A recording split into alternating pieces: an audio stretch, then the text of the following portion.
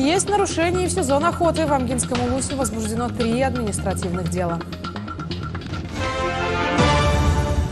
10 января завершился срок охоты на лося, благородного оленя и косулю, а 31 января завершается срок на кабаргу и дикого северного оленя. В 2023 году в Амгинском районе всего было выделено 87 квот на добычу 5 видов копытных животных. Распределение было проведено путем жеребьевки, а также конкурсным отбором во внеочередном порядке среди лиц, участвовавших в мероприятиях по охране и воспроизводству охотничьих ресурсов. Охотники в течение 10 дней после завершения срока обязаны сдать заполненные разрешения в инспекцию экологического надзора. Непредоставление сведений о добытых охотничьих ресурсах является нарушением и влечет за собой административную ответственность согласно законодательству об охоте и о сохранении охотничьих ресурсов. На сегодняшний день возбуждено 3 административных дела по этому нарушению.